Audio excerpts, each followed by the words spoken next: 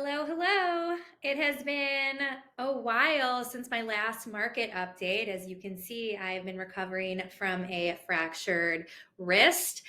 Hope to get my cast off next week, so I'm feeling more myself and ready to dispatch new information about the market. So we have lots to talk about. Interest rates are on everybody's mind. There's plenty of recession talk, and I will show you why, because of low levels of inventory, we are not headed for a crash of real estate values.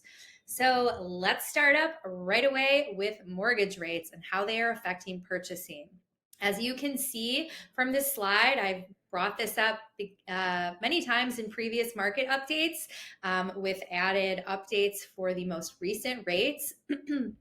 Mortgage rates have virtually doubled since the beginning of the year.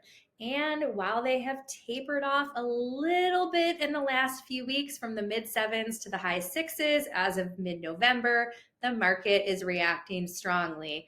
I feel like the market always goes into shock immediately after the Fed rate hike.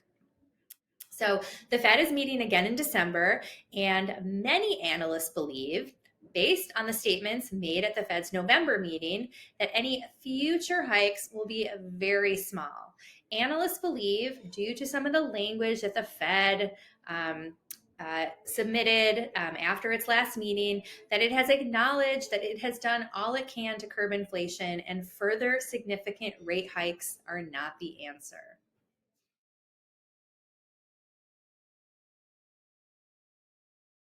Let's talk about recession, because this word is on everybody's lips, and the media don't do us any favors when they press the panic button on this sort of stuff.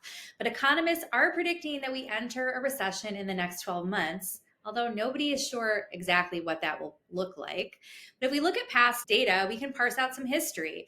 So we have had 6 recessions since 1980, and check out this slide. Only one of them resulted in a significant decline in home values: the Great Recession.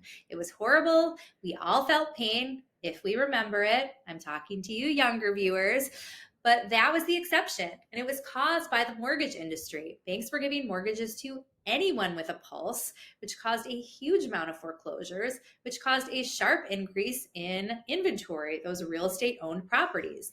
Now, banks are not in the business to own real estate, so they lowered the prices until someone would buy and tanked everybody's values, as we remember. We have no downward pressure on real estate values like we did then. And I will get into current real estate inventory levels shortly.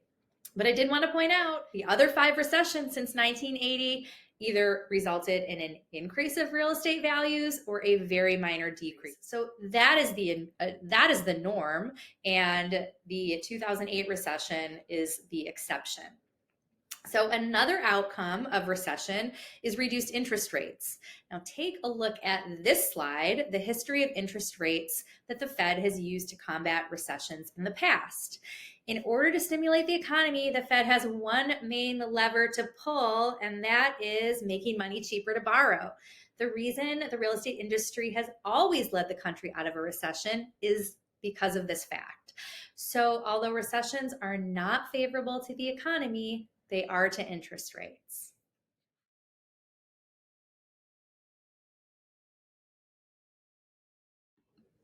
Now let's talk about current inventory values. So the reason values are predicted to stay mostly stable is due to inventory still being at lower levels than 2019. Some economists, especially the ones at big banks, are predicting slight home depreciation in 2023. We're talking 5% at most. But that will probably vary by market. And my guess would be that the markets that had the steepest appreciation will probably depreciate more. You know, the faster you rise, the more likely you are to come down. However, we won't see a crash, and that is because houses just aren't being listed at the same rate as previous years. There are fewer homes on the market in general. Because of interest rates, yes, home sales and transactions in general are down, but so is supply. So this slide is national and shows inventory the last week of October for the past 3 years. Nationally, we have almost 40% fewer homes on the market than in 2019. Now, let's check this out on a local standpoint. This slide right here is pulled directly from my MLS, which mostly concentrates home data in Southeast Michigan, but does have a smattering of home sales and data throughout Michigan in general.